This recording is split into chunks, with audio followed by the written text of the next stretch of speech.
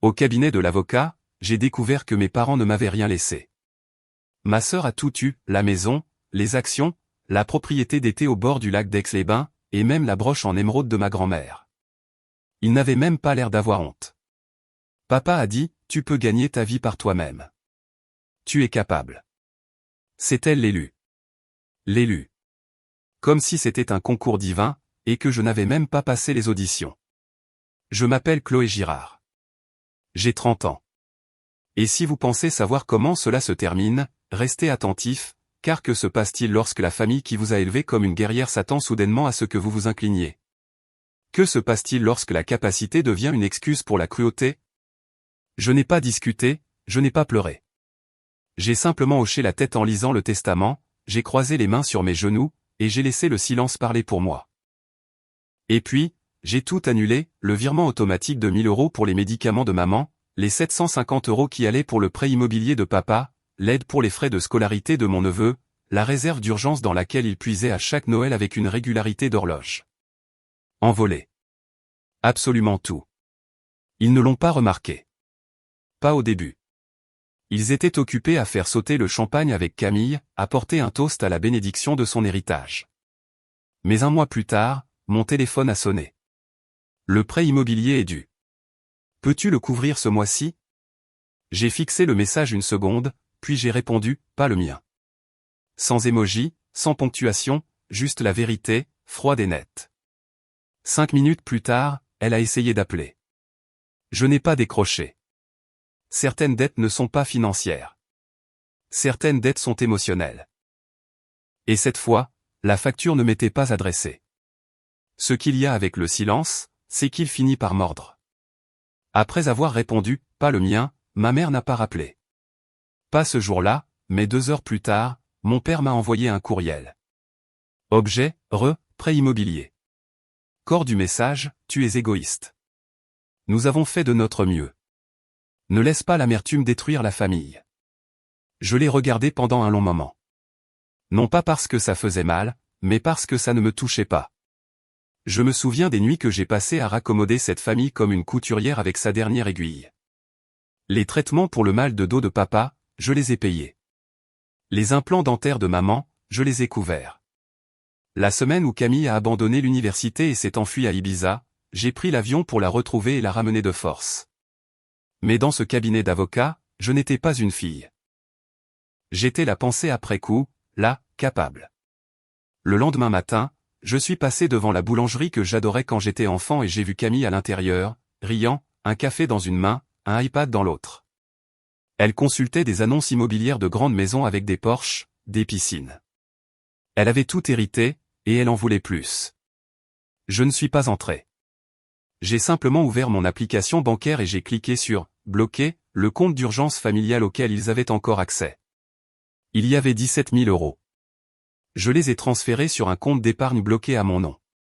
Plus tard dans la soirée, une série de textos de Camille est apparue, « Salut, c'est bizarre.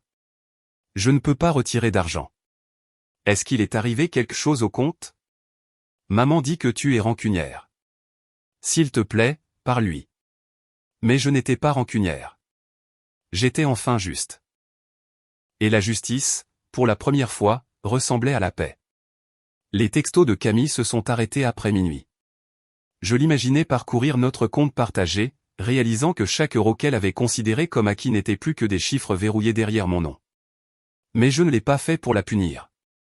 Je l'ai fait pour voir qui ils étaient sans moi. 3 jours ont passé. Silence. Puis le téléphone a sonné. Pas mon portable, mais le téléphone fixe que je n'avais pas touché depuis des années. Il était toujours branché près de l'entrée. J'ai laissé le répondeur se déclencher. La voix de ma mère grésillait dans la machine comme une vieille radio, « Nous savons ce que tu as fait, et tu fais une erreur. Viens dîner dimanche et parlons-en. Tu fais toujours partie de la famille. Toujours partie de la famille. » Ces quelques mots s'accrochaient à moi comme un tissu mouillé. J'ai regardé la photo de famille au-dessus de ma cheminée. J'y avais 16 ans, un appareil dentaire, tenant un gâteau que j'avais fait moi-même. Camille était déjà rayonnante, dorée, douée. Mes parents avaient leurs bras autour d'elle. J'étais à côté. Le dîner du dimanche est arrivé. Je n'y suis pas allé. À la place, j'ai réservé un chalet dans le Jura, à 3 heures de route, j'ai fait une valise, et j'ai conduit. À mi-chemin, je me suis arrêté à une station-service et j'ai reçu un message de mon ancienne colocataire d'université, Sophie. J'ai vu la publication de ta sœur. Ça va? En pièce jointe, une capture d'écran de la story Instagram de Camille. C'était une photo de la maison de mes parents. La légende disait, quand ta famille essaie de te punir mais oublie qu'elle doit encore 1100 € sur la facture de carte de crédit du mois dernier. Oups. Elle m'avait identifié publiquement. C'est là que j'ai souri, car ce qu'elle ne savait pas, c'est que j'avais déjà clôturé cette carte de crédit la veille. Et l'agent de recouvrement? Il appelait, mais pas moi. Dès le lundi matin, leur silence s'est transformé en bruit, appel manqué, numéro bloqué, courriel avec des objets comme « urgent »,« s'il te plaît » et « nous ne le pensions pas comme ça ». Je n'en ai ouvert aucun. À la place, j'ai regardé le solde de leurs anciens comptes joints fondre en frais de retard, pénalités d'intérêt et avis de défaut de paiement, tout ce qui atterrissait autrefois sur mon bureau. Maintenant? Plus mon bureau, plus mon nom, plus mon problème. Mardi soir, assise sur le porche de mon chalet de location, regardant la pluie strier les aiguilles de pin, j'ai reçu un texto de mon père, nous avions tort. Tu n'es pas juste capable. Tu es essentiel. Je l'ai regardé fixement. C'était ce qui se rapprochait le plus d'excuses que j'ai jamais reçues de sa part. Mais ce n'était pas vraiment des excuses, n'est-ce pas? C'était du désespoir déguisé. Le mercredi, ils ont commencé à apparaître. D'abord, Camille s'est garée devant mon immeuble, prétendant être juste de passage dans le quartier. Puis ma mère, debout dans la file derrière moi à l'épicerie, comme si elle n'avait pas conduit 40 minutes pour arriver là. Elle n'a rien dit, a juste fixé la carte de débit que je sortais de mon portefeuille, celle qu'elle appelait « la nôtre ». J'ai dit sans me retourner, tu n'aurais pas dû publier ça. Sa lèvre a tremblé. Ce n'était pas pour te blesser. J'ai rangé mes courses. Alors la prochaine fois, ne me qualifie peut-être pas de roue de secours. La femme derrière nous dans la file s'est sentie mal à l'aise. Le scanner a bipé. Ma mère ne m'a pas suivi dehors. Elle est restée là, les portes automatiques se refermant entre nous comme un lent rideau final.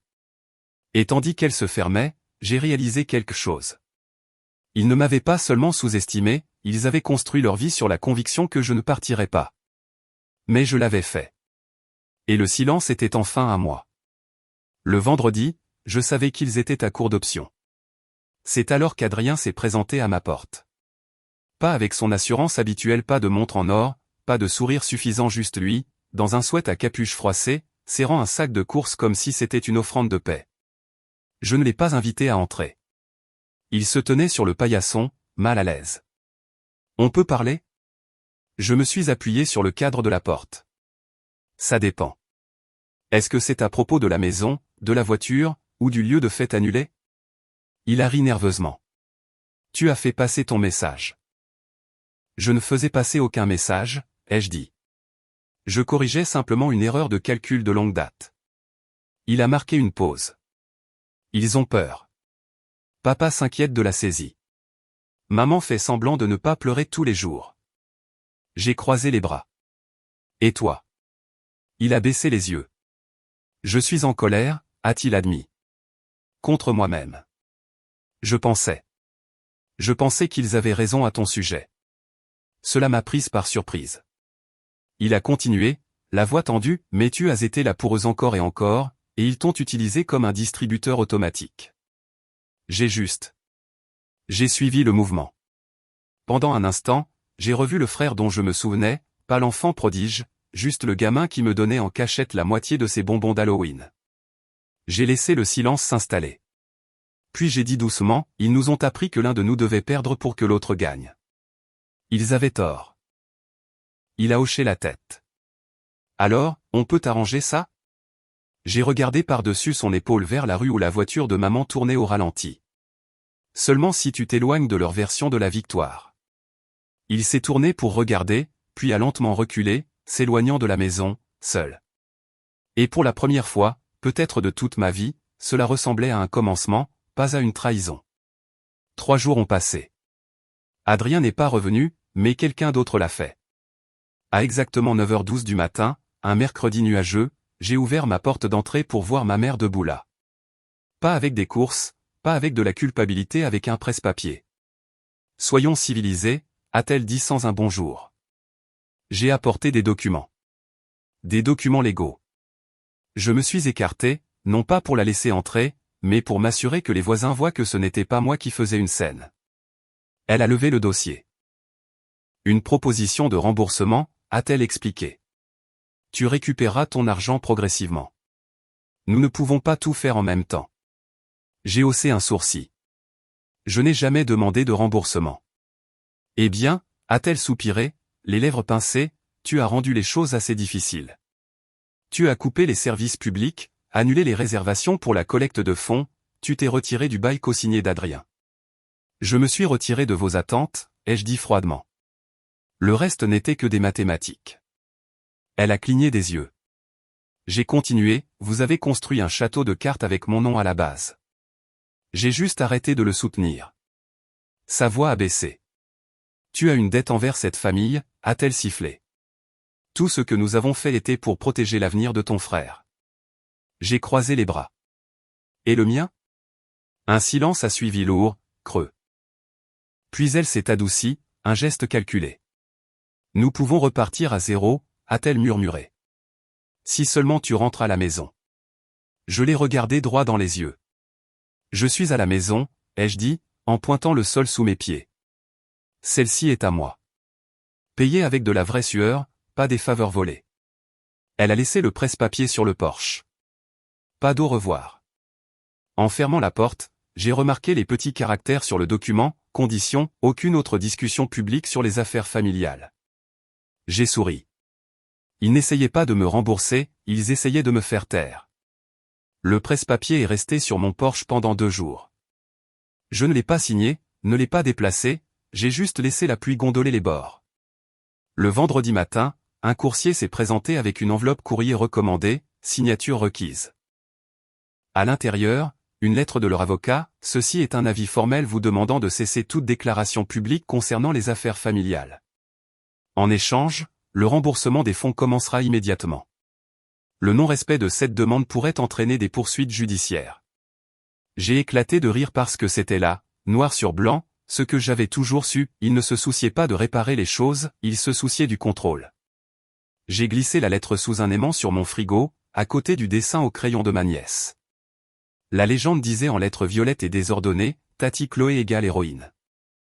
Puis j'ai ouvert mon ordinateur portable, j'ai joint chaque virement bancaire, chaque texto, chaque capture d'écran de leur discours sur « l'élu », et j'ai transféré le dossier entier à un ami journaliste au Progrès de Lyon.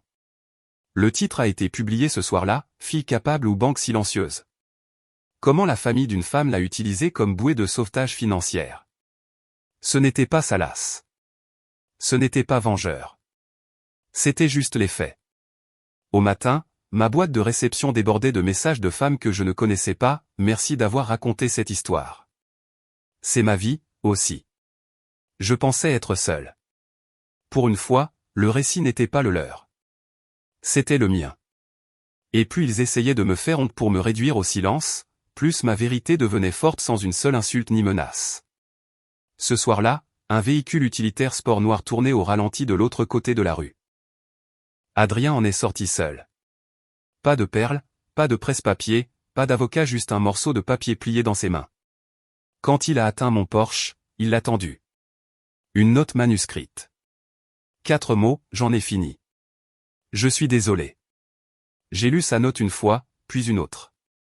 Je n'ai pas répondu par texto, je n'ai pas appelé, je ne l'ai pas invité à entrer.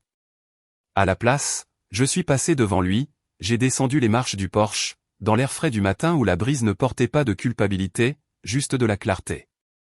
Au café du coin, j'ai commandé le même latte que j'avais acheté 1 millier de fois, mais cette fois, il avait un goût différent, plus léger, comme s'il n'appartenait qu'à moi. Mon téléphone a vibré, des messages vocaux de maman, des textos de papa, même un du cousin qui ne m'avait pas parlé depuis des années. Mais je n'ai pas écouté. Je n'en avais pas besoin, car j'avais déjà répondu avec le silence, avec des limites, avec une paix qu'il ne pouvait pas négocier en retour. J'ai fait don du dessin au crayon à une galerie locale qui organisait une exposition sur les héroïnes anonymes. La légende disait, Tati Chloé égale héroïne. Les visiteurs laissaient des notes autocollantes à côté, partageant les histoires de leurs propres batailles invisibles. Plus tard cette semaine-là, j'ai signé le bail d'un petit studio d'écriture, pas un grand achat, juste un espace avec de la lumière, des étagères, et une serrure dont ils n'avaient pas la clé. Un endroit pour être plus que leur banque, plus que leur roue de secours, juste Chloé. Je n'ai pas cherché à me venger. Je ne les ai pas humiliés en ligne. J'ai fait quelque chose de plus puissant, j'ai cessé d'être utile aux gens qui ne m'aimaient que lorsque ça les arrangeait. Ils continuaient d'appeler, mais la paix n'est pas bruyante. Elle s'installe simplement calmement, profondément. Et alors que je plaçais la dernière lettre de leur avocat, non ouverte, dans la déchiqueteuse, j'ai souri. Certaines choses ne méritent pas d'être lues. Certaines fins n'ont pas besoin de permission. Juste une porte verrouillée. Et une femme de l'autre côté. Enfin.